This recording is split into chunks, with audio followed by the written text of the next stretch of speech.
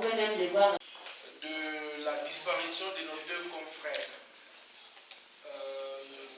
Claude Vernon et Ghislaine, qui ont été assassinés au Mali en plein travail de la collecte des informations.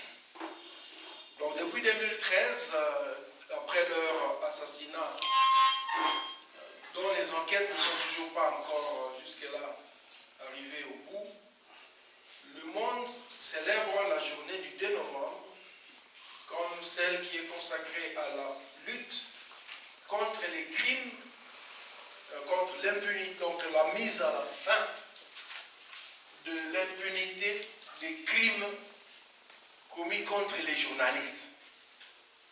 Et quels sont ces différents crimes?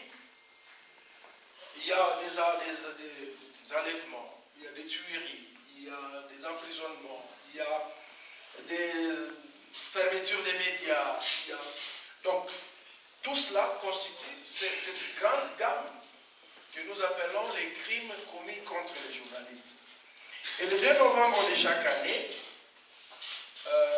Journalistes en danger qui célèbre déjà ses 25 ans dans la surveillance et la promotion de la liberté de la presse, publie le rapport de son travail qui était celui de surveiller, de former et de faire le plaidoyer pour que la liberté de la presse ne soit pas une chasse à l'homme.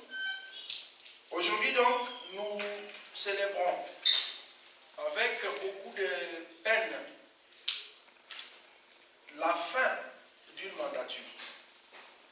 Ça veut dire, dans le rapport que nous avons sorti, il est fait état de la fin du premier mandat du chef de l'État en fonction, Félix Antoine Tshisekedi Tshilombo, qui s'est clôturé malheureusement avec près de 500 cas d'atteinte à la liberté de la presse depuis 2019.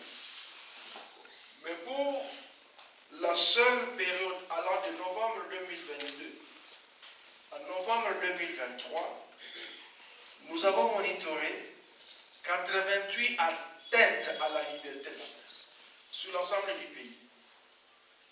88 atteintes à la liberté de la presse, dont des journalistes interpellés, mis en prison, enlevés, forcés à vivre en clandestinité, des médias fermés, et voire même des reportages écrasés et des journalistes tabassés en pleine activité. De ces 88 cas, la province du Nord Kivu vient en tête des différentes régions dans lesquelles la liberté d'expression n'a pas été facile durant l'année 2023. Ça veut dire de novembre 2022 à novembre 2023. Notre rapport fait état des 24 cas d'atteinte à la liberté d'expression durant la période en province du Nord Kivu. Ces 24 cas d'atteinte à la liberté de la presse de novembre 2022 à novembre 2023 placent ainsi le Nord Kivu comme une zone rouge pour la liberté du mouvement et du travail des journalistes. La province Nord Kivu est suivie dans le classement de celle de l'Ituri avec 10 cas et la ville-province de Kinshasa en a aussi enregistré 10. Quand nous regardons les tableaux statistiques de ces 88 cas de l'année, il apparaît que 25 cas ont concerné les journalistes qui ont été arrêtés ou en prison. Et on termine l'année, heureusement, sans qu'il y ait un journaliste tué dans le courant de la période.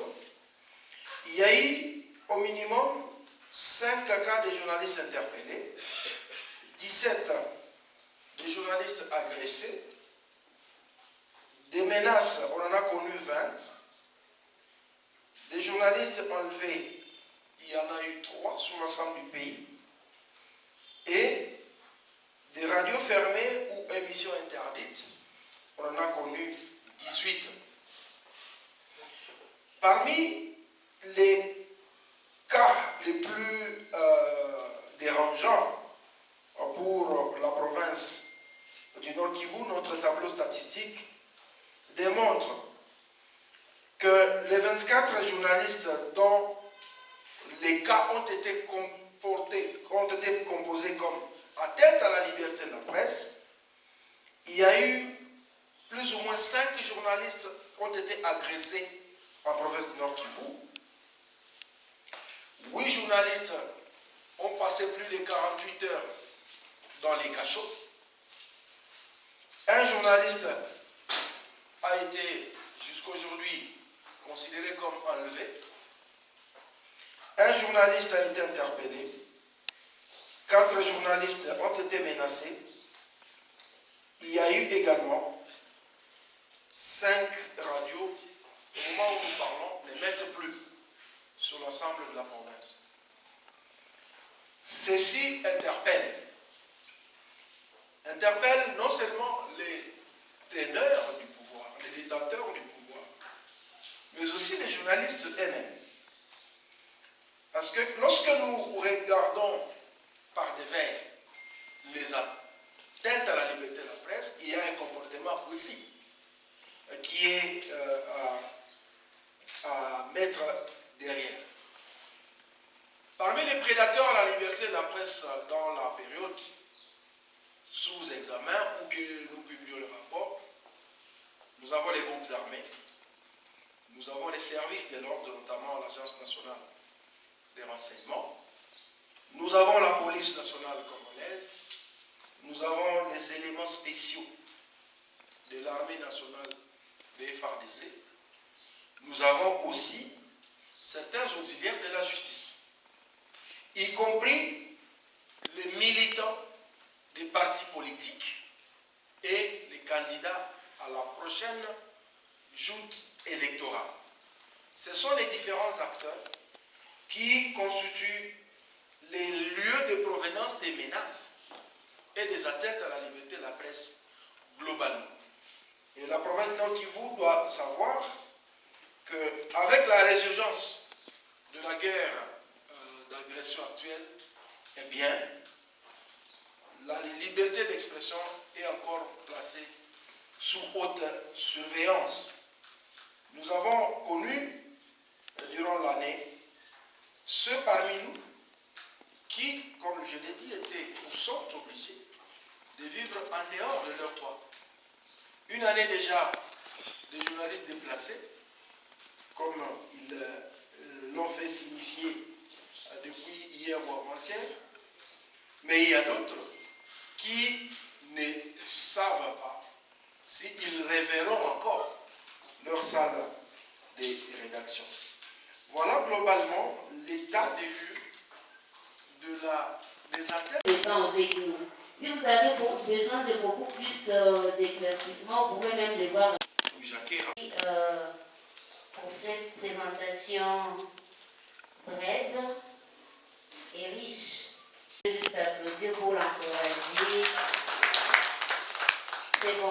Messieurs. Consoeurs journalistes, distingués invités à vos titres et qualités, je dis encore bonjour.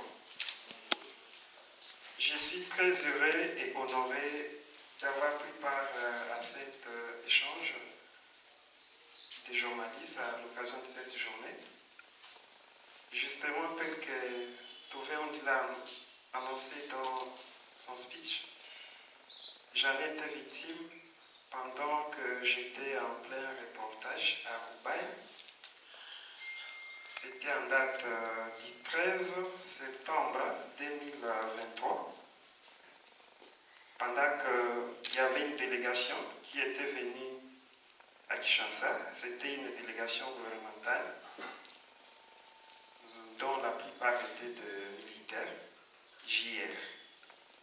Et à la tête, il y avait un général. Ils sont arrivés au terrain. Et avec l'idée du journaliste, je me suis dit qu'il fallait aller voir qu'est-ce qui se passe au terrain, puisqu'il y avait un aéronef qui y avait atterri à cet endroit-là.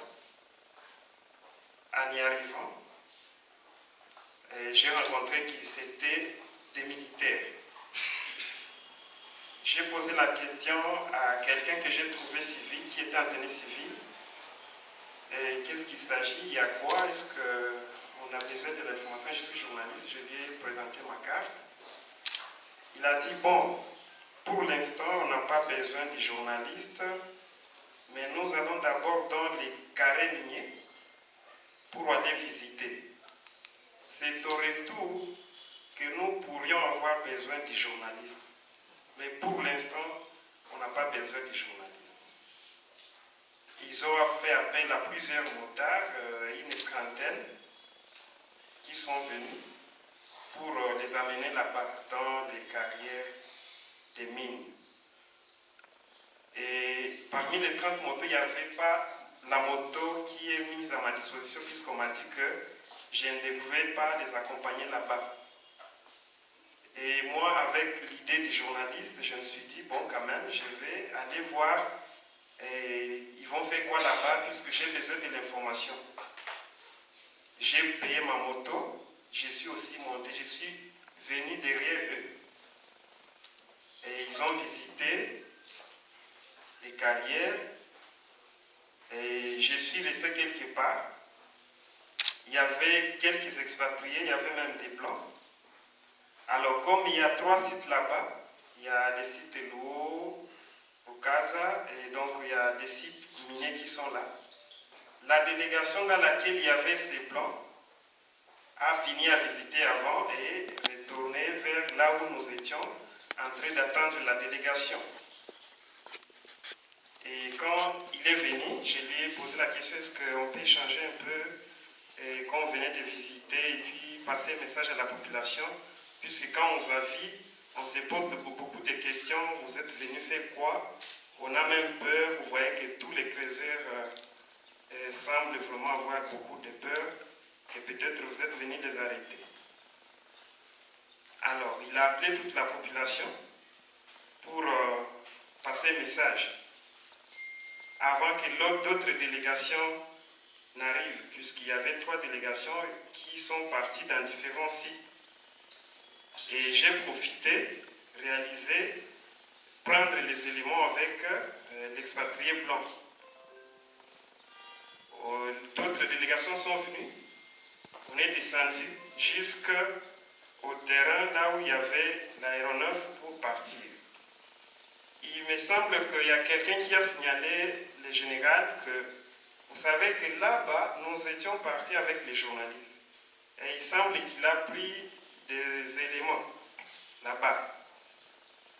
Alors, le général a fait appel à moi.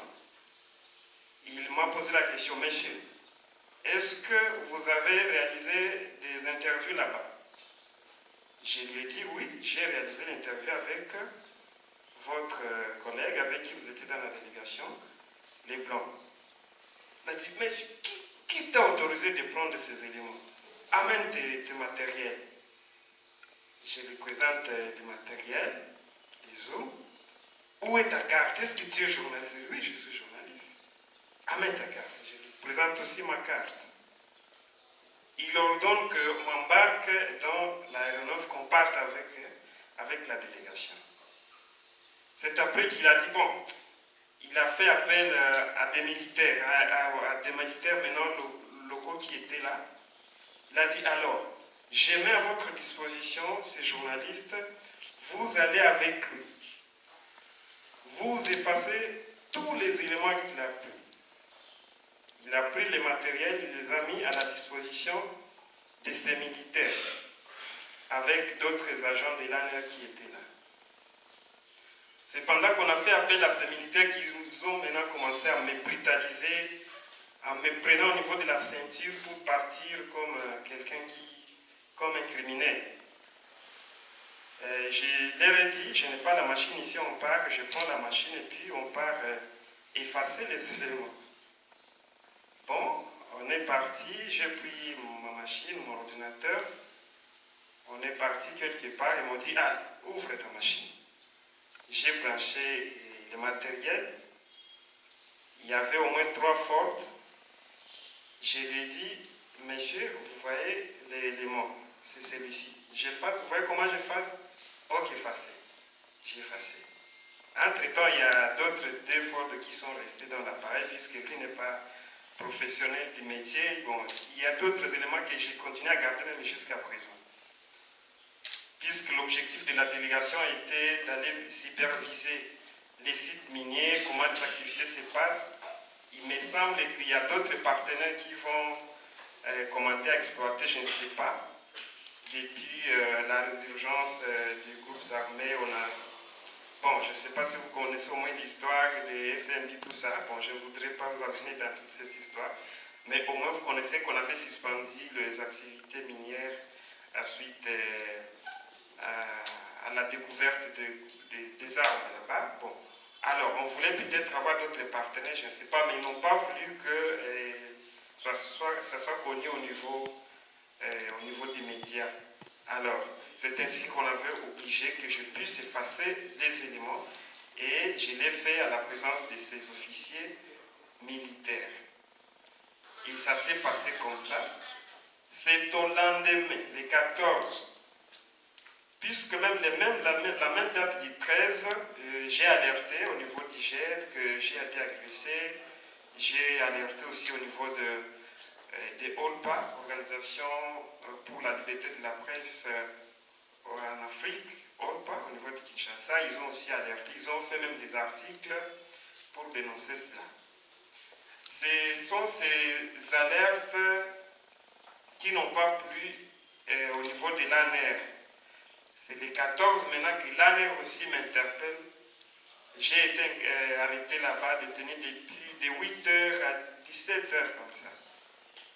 Grâce à l'intervention, j'ai salué en passant Papa David Kalenda qui est avec nous ici. Il était à Nairobi, mais il est intervenu à distance. Même Papa Touvé, il a intervenu ces jours-là.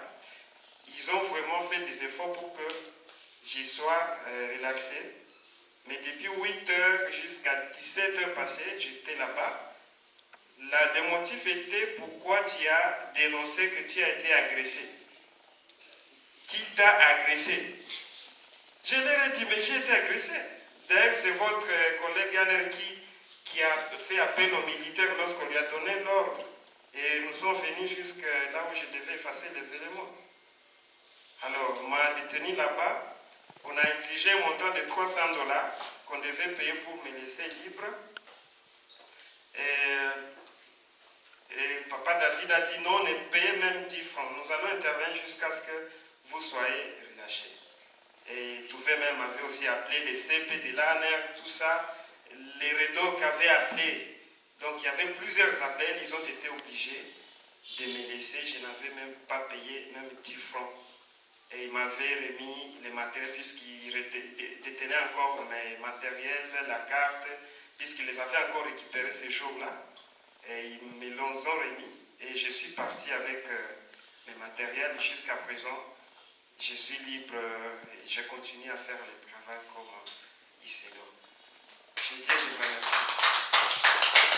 Il est directeur des programmes de la radio RTDH de Kiwanja. Alors, lui aussi, il a une petite expérience à partager. Monsieur Daniel, 15 minutes aussi. C'est une radio évangélique, une radio confessionnelle de la SEDCAM. En fait, de ce qui est de mon expérience dans cette profession, c'est depuis 2019 que j'ai commencé à recevoir des menaces. D'abord, la première menace, c'était les choses que j'avais publiées sur Facebook. Sur Facebook, il y avait un militant de la Lucha. Donc, le mouvement Lucha avait organisé une marche c'était contre les systèmes cash power lorsque Virunga avait installé sa centrale à Rutshuru. Alors, par après, lorsque Lucha a organisé la marche, ces militants de la Lucha ont été arrêtés par l'ANR. Arrêtés par l'ANR, je suivais cette information, comment il a été arrêté, où est-ce qu'il est incarcéré. Après 3 jours, sa famille cherchait ses militants, mais il n'était pas même en prison. Mais 3 jours après, il était libéré. J'étais le premier à contacter ce monsieur, l'interviewer, il me disait là où il était incarcéré, donc dans une maison, de l'ANR, et tout ça. Alors, j'avais fait ces interviews. Et après, j'étais aussi vigilant d'appeler aussi le chef de l'ANR, mais il n'avait pas répondu. Alors, cette ambiance-là, lorsque j'appelais, le téléphone, donc il ne répondait pas, lorsque l'appareil disait l'appareil de votre correspondant, j'avais enregistré cette ambiance. C'est cette ambiance, donc les sons là, j'avais introduit ça dans mon reportage. Contacter le chef de l'ANR, il est resté ingénieur. Et puis, j'avais mis ce sont-là l'appareil de votre correspondant. Alors, lorsque le chef de l'ANR avait suivi ce reportage, c'était le matin, j'étais chez moi à la maison, il est venu me récupérer avec ces gens. Je suis parti, je disais que, ok, Minakuya, je sais que vous allez m'arrêter, je sais pourquoi. Je suis parti là en sachant que je serai toujours arrêté suite à ce reportage. Bon. Quel a été le motif? Il me disait, moi j'ai publié qu'ils sont des kidnappeurs, ils kidnappent les gens parce qu'à pendant cette période, les systèmes kidnapping étaient vraiment à la hausse à Kiwanja, donc dans le territoire de Rutshuru. Alors, donc c'était ça le motif. Or, le lancement du kidnappeur, ce sont les kidnappeurs, je dis qu'ils cancèrent les gens dans des cavernes, et tout ça. Bakapenda va nous faire signer un PV sans mon consentement. Je disais, je ne vais pas signer si vous allez me carcérer ici en prison, je vais rester, mais je ne signe pas. Ils ont écrit refus de signer, j'ai dit, je m'en fous. On y fout. J'ai fait 3 jours en prison, c'était l'intervention de Koragon et Jet. J'étais libéré à cette époque-là. C'était en 2019. Alors, 2021, pendant que je menais, parce que j'avais souvent l'habitude de faire l'enquête auprès des agriculteurs, je faisais des émissions, je faisais l'enquête sur les tracasseries que rencontrent les agriculteurs dans les champs par des groupes armés. Alors cette enquête-là, parce que j'ai réalisé souvent des émissions auprès des agriculteurs dans les champs, parce que j'avais l'habitude d'aller rencontrer même les petits producteurs dans les champs, pas sur les micros. Moi-même, je partais aux champs, dans les bassins de production, pour parler avec les agriculteurs, parce que parlant, ils s'exprimaient mieux sur les micros, et puis j'ai réalisé des magazines. Et par après, c'était au concours de Radio Rurale International, lorsque j'étais primé aussi, parmi les lauréats. Alors ces inconnus-là, ils m'ont écrit encore des messages. J'avais laissé encore des tracts devant ma maison, c'était en 2021. Alors, des tracts devant ma maison et devant même la rédaction de ma radio, c'était grave. Ils me disaient, ok, tout qu'on a fait, même les prix que tu as gagnés, nous savons. Nous n'avons pas besoin de ces prix, nous n'avons pas besoin de l'argent, mais nous ne voulons que seulement la tête. J'avais vu les tracts là, il y avait même des dessins de serpents, des machettes, je ne sais pas quoi. Donc des choses qui faisaient peur. Bon, j'avais alerté Jeune et Korokon aussi. Ok, pour les moyens de protection, j'étais obligé d'évacuer dans la zone. C'était par Jet, Korokon. Moi, avec ma famille, je suis parti à Butembo pour 3 mois. Je suis revenu encore à Kiwanja. Ok. Encore en 2022, ici août 2022, j'ai continué toujours à recevoir des messages, des menaces de personnes inconnues. Je ne savais pas si c'est qui. Bon, je vivais toujours dans cet environnement. C'était en août ma maison était cambriolée, c'était à 2 heures du matin. Cambriolée, on m'avait trouvé aux alentours de mon porte comme ça, et puis les inconnus ont emporté seulement. Donc, lorsque ma maison était cambriolée, c'était seulement, on avait visé seulement la machine, c'était la machine seulement ordinateur et des dictaphones, seulement ça. Or, il y avait l'écran, télévision était là, et autre chose. Il y avait même des chefs dans ma maison qui ne m'avaient pas emporté. Mais seulement la machine et dictaphone. Des dictaphones. Il y avait des éléments, parce que j'ai mené l'enquête sur des tracasseries des agriculteurs, donc des groupes armés auprès des agriculteurs. Je faisais cette enquête. Lorsqu'ils sont partis avec, c'était 2 mois après. Alors 2 mois après, les M23 a conquis encore la zone. Les messieurs là qui étaient, donc le monsieur là qui avait volé mes biens, il était appréhendé. Mais appréhendé, il était remis par exemple, c'était chez les autorités, l'auditorat, mais quelques jours libéré. Ça a créé encore la panique à Kiwanja. Ça avait créé la panique. Il y avait une grande marche à Kiwanja même qui avait fait mort d'homme. Cela m'avait fait peur. C'était les jours-là, on était avec Oragon aussi à Kiwanja. C'était une grande marche vraiment de colère à Kiwanja. Même tous les arbres à côté de la route étaient abattus. Alors je me demandais, tout ceci se fait seulement à cause de moi. C'était une grande peur pour moi. Je disais, si le M23 arrivait ici, il sait que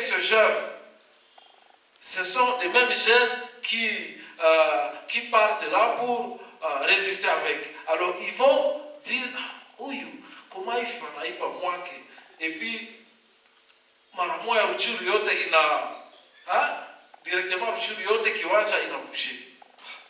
Pour moi c'était une grande peur. Bon, tous mes matériels disparus. La guerre est arrivée. Ok, nous sommes dépêchés ici à Ville de Goma. Donc, quelques jours aussi, j'ai recevé encore des messages.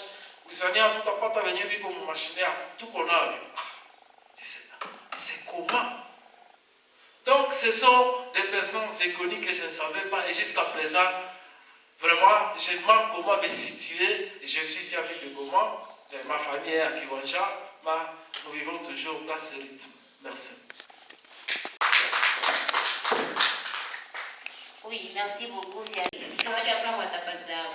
c'est un territoire de Masisi pour ceux qui le savaient. C'est important de dire aujourd'hui que être journaliste, ce n'est pas une infraction. Chercher de l'information, traiter l'information et la publier, ce n'est pas un crime. Et donc c'est à ce temps-là que nous portons la journée du 2 novembre pour dire plus jamais de crimes commis à l'égard des journalistes qui cherchent l'information. L'information, c'est la nourriture des citoyens. Parce que si on veut être un bon citoyen, dans un régime démocratique qui suppose que le pouvoir appartient au peuple, alors il faut avoir des citoyens bien informés. S'ils ne sont pas informés par les journalistes, qui va les informer? Et là se situe effectivement le rôle précieux de vous, les hommes de la presse. Et donc c'est l'occasion d'encourager tous ceux qui font un effort pour produire de l'information crédible. Parce que un projet qui encourage l'accès à l'information, on a besoin de se rassurer dans ce processus qu'on donne à la population une information fiable, une information qui répond aux besoins des citoyens. Parce que je vous ai dit, l'information c'est la nourriture des citoyens.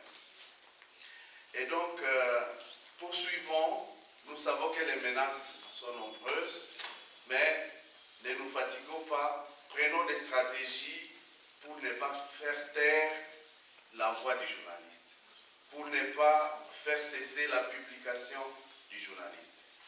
À chaque reportage, définissons la stratégie qui convient. c'est cela qui a été discuté dans les différentes interventions. Et je crois qu'aujourd'hui, nous avons présenté, c'est vrai, des cas, mais pour moi, cette présentation a été plutôt pédagogique. Et chacun devrait l'utiliser pour améliorer ce travail. N'ayez pas peur. Il ne faut pas que la présentation d'aujourd'hui vous empêche de faire le travail. Il ne faut pas dire, comme il y a eu beaucoup de cas de journalistes menacés, alors moi je ne cherche plus les formations. Cela n'est pas l'objectif que nous nous sommes assignés. Mais nous voulons plutôt vous dire, écoutez, il y a un contexte, il y a des besoins d'information, il y a notre travail, donc nous prenons tous ces éléments pour faire du beau travail en faveur de la population. Mesdames, Messieurs, si on vous qualifie, on va dire, voilà, il y a tel qui est venu de l'ambassade, il y a tel qui est venu de GED, il y a tel qui est venu de la presse. Alors c'est nous tous ensemble qui pouvons faire avancer ces bateaux, d'améliorer la liberté de presse et l'accès à l'information. Je vous remercie.